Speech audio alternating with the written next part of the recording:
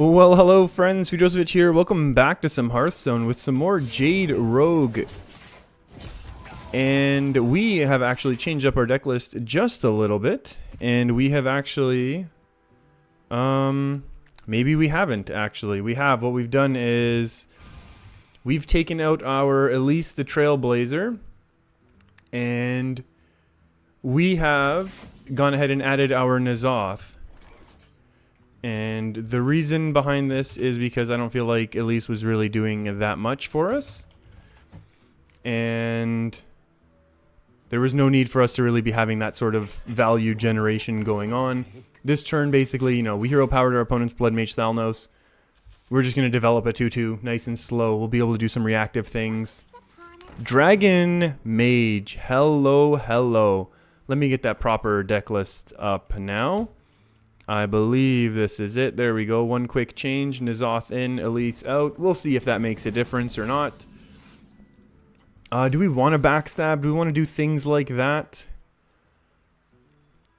I think we might want to be doing things like that. We kind of want to get our Jades going. Assuming our stealthed 1-1 Jade does survive, we're going to be able to do sweet Shadowcaster things. That's why the Shadowcaster is in this deck. And I think this card is super, super cool. Maybe not the most powerful overall, but it gives us so much versatility that it's just absolutely amazing because of that. And there's a lot of things we can do with this deck. We can hit any of our Jade generators, basically. We can take another Jade Spirit back to hand. We can take our Jade Swarmer. We can take an Aya. And then there's a bunch of stuff that we can get from our Journey from Below or Swashbucklers that we can also do creative things with our Shadowcaster. Or if we need extra SI7, just because it gives us nice cheap minions to be able to work with. Or if we get something awesome off of this, who knows? We can get a 1-1 back to our hand. Freezing Potion, not necessarily the coolest thing, but that's okay. We'll just go ahead and attack here. We're going to go kind of slow. We've got a whole bunch of Jade in our hand, and we have a very large hand, but so does our opponent, so maybe this isn't the best thing in the world for us. But knowing that they're playing dragons is kind of interesting. We'll definitely be expecting some big, slow things to be coming out in the late game. We'll definitely expect to be getting hit by Alex, you know, into the late game, that's for sure. Pinging down the 1-1, that's also expected. Oh, how do we want to do this? I guess we can give our opponent... We would not expect a mirror entity at this point. I feel like I'd rather get the guaranteed activation here. So our Jades are now actually, you know, 2-2, 3-3, 4-4, and into 5-5 already. And we can still draw one more Jade Swarmer out of our deck and an Aya. So that's kind of nice. And then we have a couple Mimic Pods, which might be able to hit things as well. And then, of course, we have our Valera, which will allow us to generate a whole bunch more value. And then we're going to have our N'Zoth, which is going to spawn now. This is now our... we'll have at least 3 1-1s, which are going to produce, you know, large XXs and Ns, however high things are going to be going. Frost Nova Doomsayer? Not even that great. I might sack this one in there as well. Oh, boy. We'll play the Jade Spirit. We can't really go and draw with the Mimic Pod yet. We'll just attack into this. We'll see what happens. And I guess we've tested a few things now. This is either going to be an ice block or some sort of spell. Whether it's going to be a counter spell, spell bender. I can't imagine it being mana bind. I don't think anyone is going to really be playing that. Although with the Dragon Mage, maybe they're getting super creative on us, which I would love. Only because maybe it would be good for us, but honestly, maybe it wouldn't be as well. So we'll just have to see. Sorry, I'm fighting with my headphones right now. They're breaking. Lich King, that's interesting. We'll definitely be able to kind of punch through this. We could get hit with a really, really bad card there. So I think we kind of want to throw out more AoE into this. And I don't know how much face damage we want to take. That's also the question. We can go 2, 4, 5, 6, 7, 8. I think it's probably reasonable, and then we can also throw out another stealth and keep everything stealth right now. So this will be a 4-4, that'll be a 5-5. It's just going to be awkward for our opponent to deal with. And then this also lets us punch a bit of damage into face. While we keep everything stealth, of course. And then we'll go ahead and throw this over here. We'll attack in. This is a 4 plus a 2. So that's not popping Ice Block right now. And we did cast a spell there. We actually cast a directed spell, so that tested for Spellbender, Mana Bind, and Counterspell. Hitting us with a big old Blizzard. We've got a couple big minions coming out right now, so that's nice.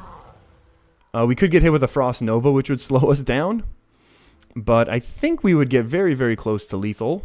Or at least popping the Ice Block. I don't want to say lethal, but, you know, at the very least popping our opponent's Ice Block, which would be nice. And this is kind of the problem that I feel like Mage has. Especially against this deck where we had a minute in order to be able to develop our stuff. Our minions. I know I've been trying to make Frost Lich Jaina work, and I know people much better than I have had success actually doing that. Okay, so we're going to Swashbuckler into SI7. Maybe we can get something awesome from this. That's not awesome. That was a misplay. Oh, let's do this. And then we'll pop at 1. And we'll reload that. And then should we draw an extra card? Yeah, we can afford to Mimic Pod right now. We can get something sweet from Mimic Pod. Took a little bit of time. Mimic Pod has a weird animation thing going on right now. Double Edwin. Ooh, and one of them's golden because our Mimic Pod is actually golden. So that's kind of cool. Our opponent can obviously stall out, but with another Ice Block, but it's not going to necessarily save them because we'll just pop. We'll pop again. That's a well played. Alright, and our opponent gives us the win there. That was kind of fun. That was honestly just massive tempo. Which is kind of what we expect this deck to be able to do. When we win with this deck, I think that's how we win. When we're able to just kind of get tons and tons of Jades out, and our opponent's not really able to deal with it. On to the next game. And we have ourselves another really nice start to this game. We have our Jade Swarmers. And then we were able to get our patches out of our deck on turn 1 and develop a card. So this is from our opponent's class, not our opponent's deck, but that's still okay. We are going to go ahead and develop. I think we want to go Undercity Huckster. More power, the better, I always say. We get a couple more face damage in there. We can go ahead and develop the weapon next turn. It's a little bit slower, and it's great that we have Vile Spine. Obviously, the Jades are going to be very weak to the Paladin, and this is the new Paladin. Let's see if we can't get an extra little greeting out of our friend here. Well, that's unfortunate. Death Rattle. This is 2, 3, 4, 5, 6, 7, but we don't have the mana to do all of that. Then the question is, would we want to proc one of these? Death Rattle, return this to life with 1 health. If we could have gone Jade Swarmer into Desperate Stand, I totally would have done that this turn. But we can't. We could actually get value out of Undercity Huckster, though. We'll get 1 proc. This is from opponent's class, and then we'll get another one. So, honestly, maybe that's going to be good enough. We're not going to be able to ramp the Jades, unfortunately. But at the very least, we'll be able to get a little bit of value generated from the Undercity Huckster. And Righteous Protector is honestly not the worst card. It's going to be able to combo nicely with SI7 to activate that combo. Or we can save it for turn 6 to activate Vile Spine. Yeah, that's okay, I think. Or we can activate some Jades. That's also nice. But I like the idea of developing minions right now. And then we still have small enough things to activate the Vile Spine. Is Jade Shuriken better? We can go Jade Swarmer into Jade Shuriken. What comes out on turn 4? You know what? I kind of do like that more. Let's see what we get this time. Our opponent's healing up. That's fine. The early game damage doesn't matter. Healing 6. That's going to be useless for us. But maybe we'll be able to combo this. We're not any sort of a miracle deck. We got rid of the Auctioneer Rogue, the classic Auctioneer Rogue combo that people are very used to running in Rogue in favor of, filling us up with the Jades and the value of Mimic Pod and then into Valera, which we still haven't been able to see. I've played this as a 4th or 5th game with the deck now. That's fine as well. It's another weapon. That's getting no value. Top decking Shadowcaster would be great. Top decking Jade Spirit's a little off curve. but I'll take it. Yeah, I like, you know what, I paused there for a second. We should have taken an extra second that turn, I think, to just, you know, to discuss the benefits of Righteous Protector versus not Righteous Protector. And I think the idea is not playing it's just as good right now because Vile Spine. We just want to be able to activate this very easily. Not that we're expecting a big 5-drop to come out, but let's say like Bolvar comes out or something silly like that. We'll be able to deal with Bolvar very easily right now. Uh-oh. Into a True Silver, so that's kind of interesting. But I like just being able to continue to ramp out the Jades. I think this is honestly going to be a reasonable turn, a reasonable play. We're just trading our weapons for our opponent's weapons for our Jades. And our hero power is going to beat our opponent's hero power. We'll be able to use it to pick in a little bit of ping damage. We'll be able to counter a couple of the secrets that are going to get discovered from Hydrologist. It'll be interesting to see. Maybe our opponent's playing that super cool OTK Paladin, and we can like lose horribly from that. But I think with this deck, we would be able to, because it's so minion based, we would be able to play around having to flood a whole bunch of spells. So that'll be good. What do we want? I think we really want Shadowcaster now. I'd love... Oh, boy. Oh my. Yeah, Shadowcaster. Do we want to play this into anything? No, I think we'll still hang on to that. We'll go for this ping right now. We'll see what gets popped. I'll take the 2 face damage every day. Yeah, 2 is equal to 1, but that's fine. And I think I'd rather hero power. Or do we want to develop?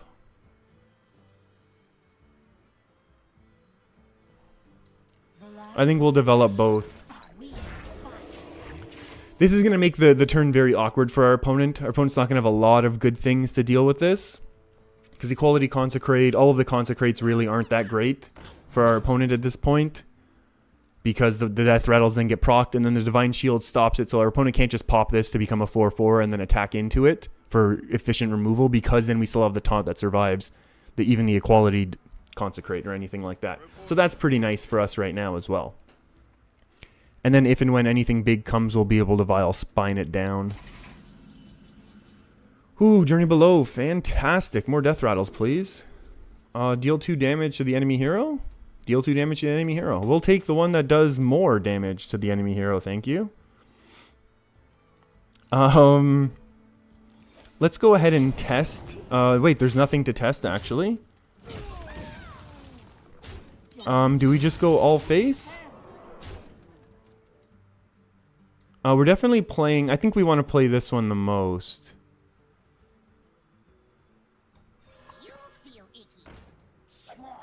I think there's no point in not doing this. In not attacking at this point. The stealth isn't really helping us at all. And we'll just be able to get these this damage in here. I don't really want to commit anything else to the board. Other than, like, you know, the fact that this Death Rattle, we're pretty sure that it'll end up being able to proc and deal damage. And we're not necessarily looking to be setting up some sort of, you know, that's honestly the coolest. What would Uther do? That's super cool that the new Paladin hero says that. That's very, very funny. It's very meta, but it's still really, really cool that, like, it, you know, it references the fact that Hearthstone's been around for a long time, and, you know, Uther has been the Paladin class hero, so that's really, really cool. I like that a lot. I mean, our opponent still has a bunch of really good options. I mean, Tyrion, I think, does our opponent lose to Tyrion? Destroy it. 4, 5, 6, 7, 8, 9, 10, 11. Can we even do it all? Yeah, we can do all of that. Yeah. Oh no, we can't. We can't do all of it. 8, 9. No, we can't. I wonder what's gonna happen. Spike Ridge? Ooh, that's a little tough. That's a little bit tough to deal with right now. 2 plus a 3. 2 plus a 3 plus a 2 plus 4. Oh, no. Oh, wait, is there a way? Oh, I'm probably missing it right now, aren't I? 3 plus 4 gets through that. This goes 2 to face, down to 10. No. Oh, I don't see it. If there is a lethal here, I'm sorry, everyone. I'm not seeing it. 2 plus 4 goes hits there. Then we Vile Spine. And then go 4, 5, 6, 7 to face. 8 to face. Is that the best play?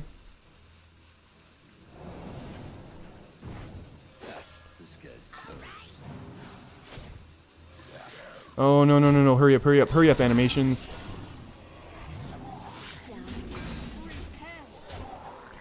Yeah, these are pretty good. Having these death rattles just makes it so tough for our opponent. Because, like, if our opponent, like, does an AoE to try and clear our board, it actually makes our board stronger. This is 4-4 and a 5-5. So they have to kind of clear our board twice. These Jade Swarmers are absolutely ridiculous. If they're in a deck where we're able to kind of have a strong enough early game. And it's interesting. I think this deck might be able to do it. I know I've seen people have said, I think I said this before, but this deck is viable at least to rank 5. You're able to hit some good win streaks, and that basically is what carries you into your rank 5 oftentimes. Every once in a while you hit enough win streaks, even if you're playing around 50%, that'll still get you there. If we're not able to play a little bit above 50%, which is what we obviously want to be doing. But I do kind of like this version with the N'Zoth, knowing that we have one more big push. Like, even if this were to somehow get double cleared, which our opponent very likely, to be honest with you, has just AFK'd out of this. They're probably debating like a rag and who knows what else, but we just have too much power on board anyways. This is just, this has been really fun. I mean, obviously this deck will get run over sometimes. But it just, these Jade Swarmers are just so great at protecting a relatively weak board. Like, this board would get dealt with by Paladin most times, but they just weren't able to do it here. And then we'll just throw one more out just because the Jade Swarmers need to stay a little symmetrical here. Because why not? That is going to be it for this video, though. That's a two cool games where we got to see some really awesome, interesting tempo from this Jade Rogue deck. And that's really fun. And I'm going to keep playing this just because the game has been kind of interesting. It's cool how you can kind of set up these death rattles to protect your board. And we still have a little bit of, you know, card generation from Journey from Below and then Undercity Huckster. Mimic Pods let us continue to duplicate. And we still haven't even seen a Valera or N'Zoth yet, which are supposed to be our big win condition. So we'll try and keep finding those. Thanks for hanging out with me, everyone. If you made it to this point, hit that subscribe button. I'm here all the time. Thanks for hanging out. Keep your stick on the ice.